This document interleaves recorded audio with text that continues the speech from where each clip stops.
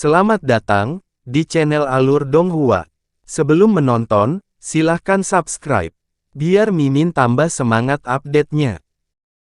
Alis Penatua Kiyu sedikit berkerut saat melihat reaksi Yesusu, dan dia maju selangkah untuk mengatakan sesuatu.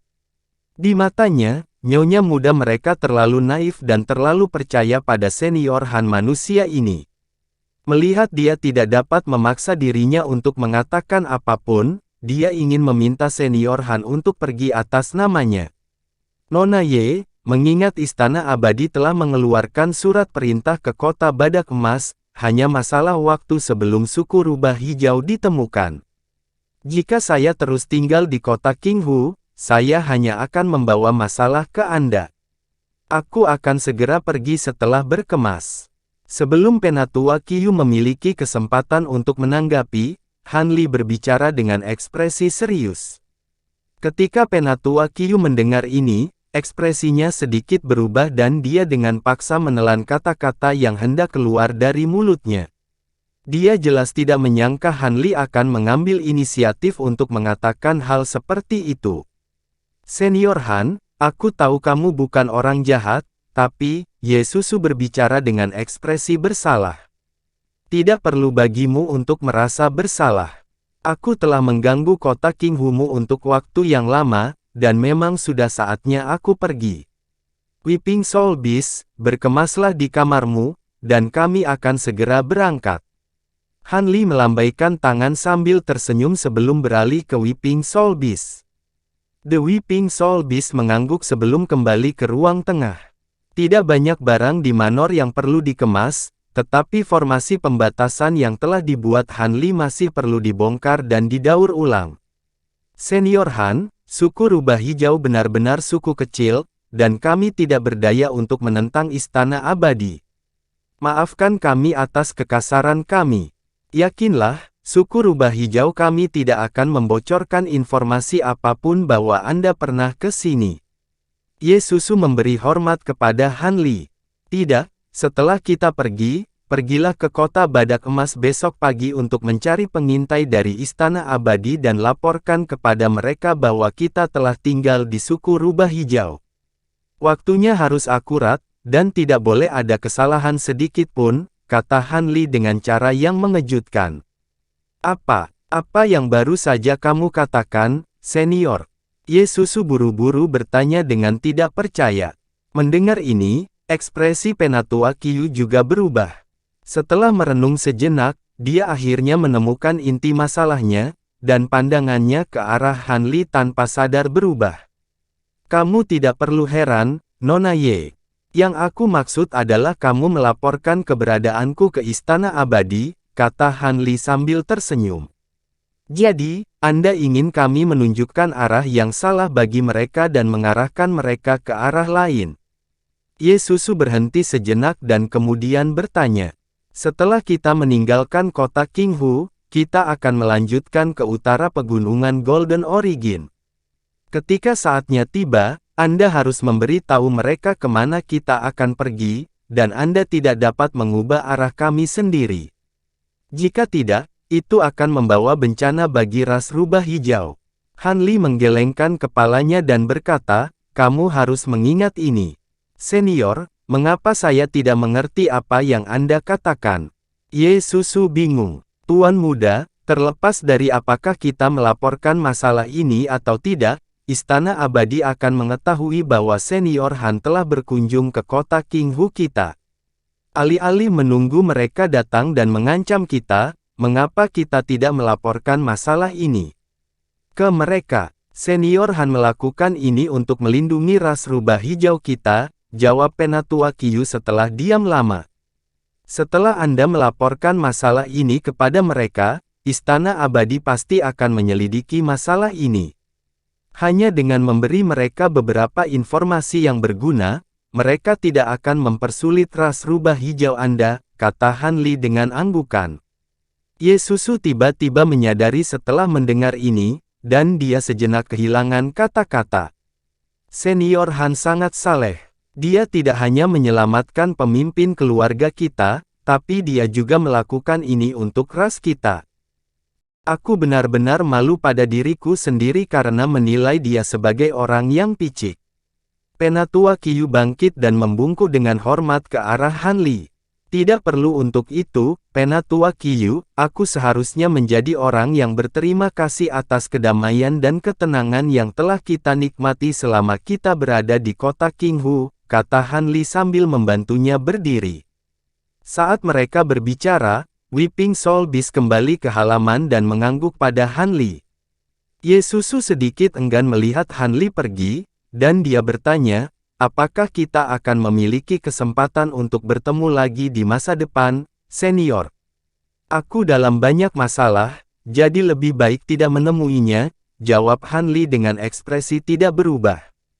Dia dan Weeping Soul Beast tiba di halaman bersama, dan setelah mengucapkan selamat tinggal, keduanya terbang ke udara sebagai seberkas cahaya, langsung menghilang dari pandangan. Yesusu melihat sekeliling ke halaman kosong, dan dia merasa sedikit tersesat. Tuan muda, kita akan bertemu lagi jika takdir mengizinkan, kata Penatua Qiyu sambil berjalan ke arahnya. Yang terakhir mengangguk setelah mendengar ini, dan senyum muncul di wajahnya. Garis cahaya yang merobek langit terbang ke arah utara. Itu tidak terbang terlalu jauh, hanya mendarat di puncak gunung beberapa ribu mil jauhnya. Han Li dan Weeping Soul Beast muncul dari dalam seberkas cahaya, berdiri di tepi tebing dan mengalihkan pandangan mereka ke kejauhan. Tuan, bukankah terlalu dekat bagi kita untuk berhenti di sini? Tanya binatang jiwa menangis. Tidak, jawab Han Li dengan menggelengkan kepalanya. Setelah suku rubah hijau melaporkan keberadaan kita, Istana Abadi pasti akan mengirim seseorang untuk menyelidiki. Jika mereka tidak datang karena jarak yang jauh, maka mereka akan melaporkan kembali tidak melihat kita, dan itu masih akan membawa masalah bagi suku rubah hijau. The Weeping Soul Beast terkekeh. Anda sangat bijaksana, Guru. Meskipun suku rubah hijau lemah, mereka sederhana dan jujur, dan mereka menjauhkan diri dari urusan duniawi. Mereka benar-benar berbeda dari suku rubah yang pernah kulihat di masa lalu. Han Li tiba-tiba berhenti di sini, dan sebuah tatapan mengingatkan melintas melalui matanya. Dia bertanya-tanya bagaimana keadaan rubah kecil yang pernah melewati kesulitan dan kesulitan bersamanya di alam purba. The Weeping Soul Beast melirik Han Li, dan berkata, melihat kamu sangat menyukai suku rubah hijau, mengapa kamu tidak membantu sedikit sehingga mereka tidak akan tunduk pada orang-orang seperti suku kuda emas? Saat ini kita terlibat dalam banyak masalah, jadi kita tidak bisa terlalu terlibat dengan suku rubah hijau. Tidak peduli apa yang kita tinggalkan, kemungkinan besar mereka akan dihancurkan, jadi kita harus berhati-hati. Jalan masih panjang, jadi mari kita kembali ke suku rubah hijau ketika kita bebas dari semua tabu dan kekhawatiran ini, desah Han Li. Mereka berdua tinggal di sini sampai tengah hari, dan baru kemudian Han Li mengeluarkan kereta giok hijau sebelum naik ke udara bersama Weeping Soul Beast dan melanjutkan ke utara. 2 hari kemudian, beberapa lusin kapal roh emas besar melayang di udara di atas kota Qinghu, yang semuanya diselimuti cahaya spiritual dan penuh dengan rune. Dari kejauhan, orang bisa melihat bendera berkibar tertiup angin di geladak kapal, dan ada ribuan prajurit lapis baja yang memegang tombak. Hampir setengah dari kota Qinghu dikaburkan oleh bayang-bayang kapal, dan semua kultivator suku rubah hijau di kota itu memandang ke langit dengan ekspresi gemetar di wajahnya. Saat ini, ada 8 atau 9 sosok berdiri di halaman terpencil di dalam kota. Salah satunya adalah seorang pria parubaya dengan jubah brokat putih dengan cambang yang mulai memutih, dan dia sedang duduk di samping meja batu di halaman. Dia sedang melihat bunga-bunga semarak di taman terdekat dengan ekspresi kontemplatif di wajahnya. Di belakangnya berdiri seorang pemuda berjubah warna-warni, serta seorang pria berjubah hitam dengan pedang besar diikat di punggungnya. Mereka tidak lain adalah Tao Ji dan Black Sabre. Alis Tao Ji berkerut saat dia bertanya, apakah pencuri itu tinggal di halaman ini? Para kultivator suku rubah hijau yang berdiri di belakangnya semua mengangguk sebagai jawaban. Iya, dia tinggal di halaman ini dan mengasingkan diri sampai 2 hari yang lalu, ketika dia tiba-tiba pergi dengan tergesa-gesa karena suatu alasan. Kami baru menerima berita dari kota Jinsi kemarin dan segera pergi untuk melaporkannya. Ye Luo, yang mengenakan gaun Cian Pas, melangkah maju dan sedikit membungkuk saat berbicara. Ye Susu mengatupkan bibirnya rapat-rapat dan berdiri di samping tetua Qiu dalam diam. Tao Ji menoleh ke arah Ye Susu saat dia bertanya dengan suara dingin, apakah kamu yang membawa pencuri itu kembali ke kota Qinghu? Mendengar ini, hati Ye Susu sedikit bergetar, namun ekspresinya tidak banyak berubah. Dia menjawab dengan tenang, betul, setelah orang itu menyelamatkanku, aku mengundangnya untuk tinggal bersama kami untuk membalas kebaikannya. Aku hanya tidak berharap dia menjadi penjahat yang dicari oleh Istana Abadi. Sejak orang itu pergi 2 hari yang lalu, mengapa kamu baru melaporkannya kemarin? Apakah kamu mencoba untuk melindunginya? Tao Ji tiba-tiba mencibir dan bertanya. Jangan bercanda dengan kami, utusan abadi. Kami, suku rubah hijau, tidak mampu melakukan kejahatan keji seperti itu. Kami memang menerima berita bahwa dia adalah buronan dari kota Jinsi kemarin dan segera melaporkannya. Kami tidak berani menunda sama sekali. Ye Luo buru-buru membungkuk dan berkata dengan suara ketakutan. Utusan abadi, tolong mengerti. Penatua Qiu dan ekspresi lainnya berubah drastis saat mereka membungkuk. Meskipun Ye Susu juga membungkuk, dia diam-diam mengutuk di dalam hatinya. Dia hanya merasa bahwa orang-orang dari Istana Abadi ini terlalu sok suci. Tidak seperti senior Han, yang tampak dingin dan jauh, dia sebenarnya cukup hangat. Apakah ini lelucon atau bukan? Penatua Lu akan tahu kapan dia kembali. Jika dia tidak menemukan jejak orang itu pergi ke utara, maka Anda berbohong. Ketika itu terjadi, jangan salahkan Istana Abadi. Tao Ji mencibir dan berkata dengan acuh tak acuh. Mendengar ini, tetua Qiu dan hati yang lainnya menegang. Lagi pula, tidak semua orang di suku rubah hijau mempercayai Han Li seperti halnya Ye Susu. Mereka khawatir jika Han Li tidak pergi ke utara seperti yang dia katakan, atau jika dia tidak meninggalkan jejak, suku rubah hijau akan berada dalam bahaya hari ini. Karena dia adalah dermawan suku rubah hijau, mengapa kamu melaporkan ini? Bukankah ini sama dengan menggigit tangan yang memberimu makan? Pada saat ini, Dong Fang Bai tiba-tiba berbalik dan menatap langsung ke arah Ye Susu. Ditatap olehnya, jantung Ye Susu berdetak kencang. Perasaan takut yang tak terlukiskan merayap ke dalam hatinya. Utusan abadi, kami. Bibirnya sedikit bergetar dan dia tidak bisa menyelesaikan kalimat lengkapnya. Pada saat ini, tangan putih ramping tiba-tiba meraih dan memegang erat tangan Ye Susu yang agak dingin. Ye Susu tidak perlu melihat untuk mengetahui bahwa itu adalah ibunya. Dia sedikit tenang. Utusan abadi, orang itu memang dermawan bagi suku rubah hijau. Namun, dia telah bersembunyi di suku kami selama lebih dari 100 tahun. Kami tidak hanya melunasi utangnya, tetapi kami juga tanpa sadar telah melanggar hukum negara alam abadi. Kami telah melakukan yang terbaik. Kami tidak tahu tentang dia di masa lalu, tetapi sekarang kami tahu dia adalah buronan. Bagaimana mungkin suku rubah hijau kami tidak melaporkan ini ke atasan?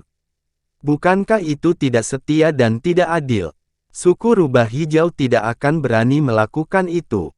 Ye Susu menenangkan dirinya dan menjawab sesuai dengan alasan yang telah dia siapkan.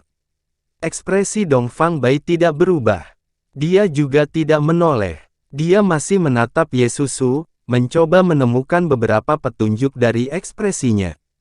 Saat ini, Ye Susu sama sekali tidak panik. Meskipun Dong Fang Bai menatapnya seperti ini, dia tidak takut sama sekali. Dia mengingat kata-kata yang diucapkan Han Li hari itu ketika mereka berpisah, dan tidak bisa tidak mengaguminya.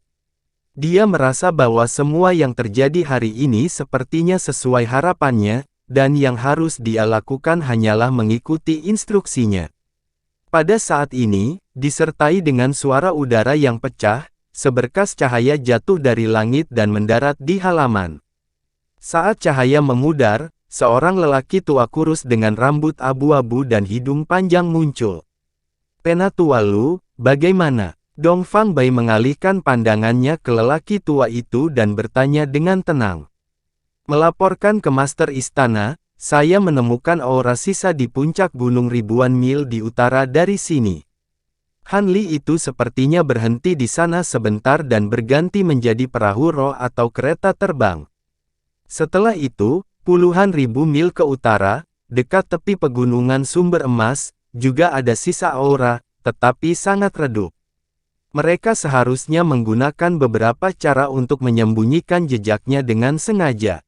Saya terburu-buru untuk kembali melapor, jadi saya hanya meninggalkan bekas di sana dan tidak melanjutkan pengejaran. Pria tua berambut abu-abu itu maju dan membungkuk. "Anda melakukannya dengan baik." Dongfang Bai mengangguk dan berkata, "Jadi mereka tidak berbohong, orang ini benar-benar licik."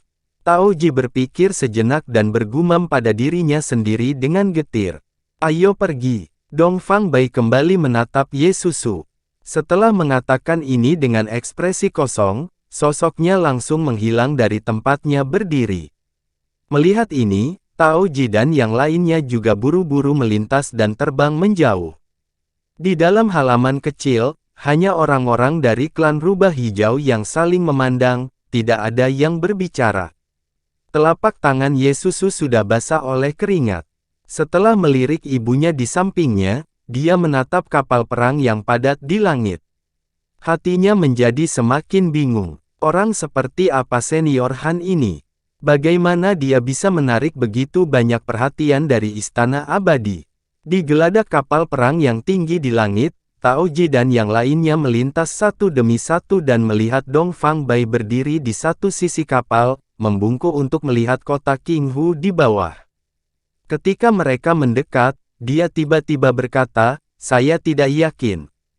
"Pemusnahan? Apa?" Mereka mendengar ini, ekspresi Tao Ji berubah, dan dia buru-buru berkata, dia baru saja akan mengatakan bahwa suku Rubah Hijau tidak melindungi Han Li, tetapi dia segera menutup mulutnya di tengah kalimatnya. Tidak masalah bagi Dongfang Bai apakah klan Rubah Hijau melindungi Han Li atau tidak. Yang penting adalah keberadaan Han Li benar-benar tidak bisa dibocorkan. Kalau tidak, itu akan menarik perhatian orang lain. Bagaimana dia bisa memonopoli kredit untuk mengambil botol surgawi? Dipahami. Black Saber menangkupkan tinjunya dan berkata tanpa ragu. Lakukan dengan bersih, dan jangan tinggalkan jejak. Jika tidak, jika penjara abadi mengetahuinya, itu akan merepotkan, tambah Dongfang Bai. "Iya," jawab Saber Hitam, berbalik, dan pergi. "Elder Tao, Elder Lu, kecepatan pasukan terlalu lambat, dan targetnya terlalu besar. Kalian berdua ikuti aku untuk mengejar." Dongfang Bai berpikir sejenak dan memerintahkan. "Iya." Lu Yun tidak banyak bicara dan hanya menjawab dengan hormat. Tao Ji ragu sejenak dan sepertinya ingin mengatakan sesuatu, tetapi pada akhirnya, dia tetap berkata, "Iya." Dia secara pribadi mengalami teror kekuatan Han Li, dan jika mungkin, dia berharap untuk membawa lebih banyak orang bersamanya. Tentu saja, dengan Dongfang Bai mengambil tindakan secara pribadi, dia tidak akan bisa berbuat banyak. Bahkan jika dia tidak bisa membunuh musuhnya dengan tangannya sendiri, alangkah baiknya melihatnya dengan matanya sendiri. Dongfang Bai melambaikan tangannya dan cahaya putih melonjak di hadapannya. Pesawat ulang-alik putih yang panjangnya lebih dari 30 meter muncul di depannya. Permukaan pesawat ulang-alik tertutup rapat dengan prasasti jimat dan berkilau dengan cahaya spiritual. Sekilas, terlihat jelas bahwa ini adalah alat abadi bermutu tinggi. Dia terbang lebih dulu dan mendarat dengan ringan di pesawat ulang-alik terbang. Tao Ji dan dua lainnya tidak berani lalai dan mengikuti di belakangnya. Setelah Lu Yun menunjuk ke suatu arah, pesawat terbang itu tiba-tiba meledak dengan cahaya putih yang membara. Itu berubah menjadi seberkas cahaya putih dan melesat ke langit, menghilang tanpa jejak. Sementara itu, kapal perang emas yang melayang di udara di atas kota Qinghu mulai bersinar dengan cahaya spiritual. Lapisan prasasti jimat mulai menyala saat mereka perlahan turun menuju kota di bawah. Semua formasi ofensif di kapal perang diaktifkan, dan aura yang menghancurkan bumi menyelimuti seluruh wilayah. Dikatakan bahwa kota Qinghu dilanda bencana alam pada hari itu dan terbakar abis. Dalam sekejap mata, lebih dari setengah tahun telah berlalu. Di suatu tempat di utara Golden Origin Immortal Realm, ada sungai naga dengan sistem air yang berkembang dengan baik. Itu, Sungai Yuan, dan Sungai Riak air bertemu di satu tempat, membentuk sungai dengan luas beberapa ribu li di kaki gunung sisir. Dikatakan bahwa tanah tempat tiga dunia pugilistik berada awalnya terdiri dari beberapa ratus puncak gunung. Bersama dengan Gunung Supi di tepi danau, itu adalah cabang dari pegunungan asal emas yang membentang ke utara. Bahkan ada sekte immortal yang cukup besar dibangun di atasnya. Namun, puluhan ribu tahun yang lalu, pertempuran besar meletus di sini, dan sekte abadi yang dibangun di atas gunung hancur total. Sebagian besar puncak gunung juga telah hancur selama pertempuran, dan seluruh daratan telah tenggelam ke dalam tanah.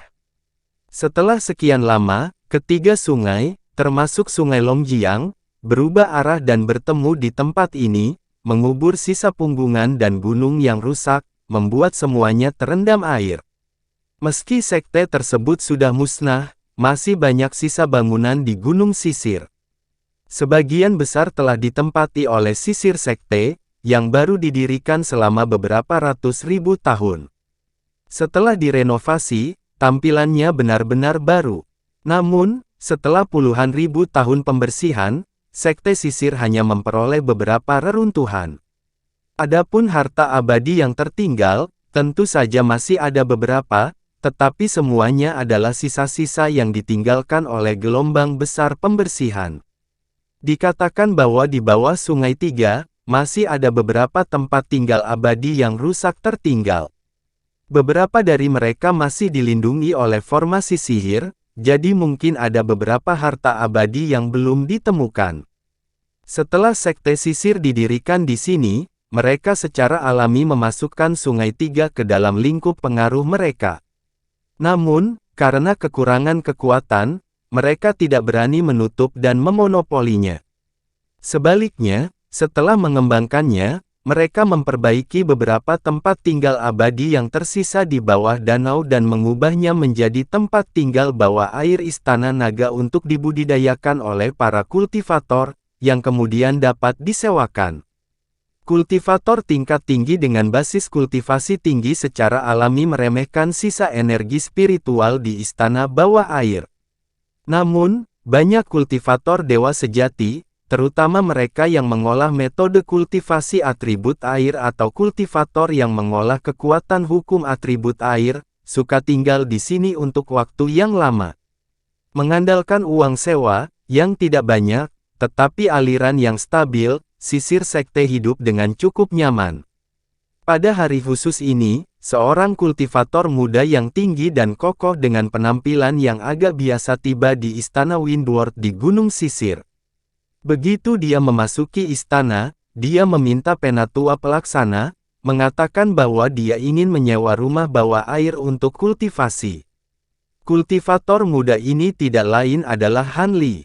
The Managing Elder adalah seorang lelaki tua berwajah bulat yang agak montok dengan penampilan yang baik hati. Ketika dia melihat penampilan pendatang baru itu biasa saja, pakaiannya biasa saja, dan auranya tidak terlalu kuat. Meskipun penatua pelaksana tidak mengabaikannya, dia masih diam-diam memandang rendah dirinya. Tamu yang terhormat, Anda ingin menyewa tempat tinggal di bawah air. Maka Anda telah datang pada waktu yang tepat. Hanya ada 3 tempat tinggal bawah air kosong yang tersisa di Sungai Tiga. Saya akan mengeluarkan peta untuk Anda pilih. Pria tua itu menyambutnya dengan senyuman. Tidak perlu terburu-buru. Kudengar masih ada lebih dari 10 tempat tinggal di bawah air di bawah danau 3 sungai. Aku ingin memilih salah satu dari ini. Han Li mengulurkan tangannya untuk menghentikan lelaki tua itu dan berkata sambil tersenyum.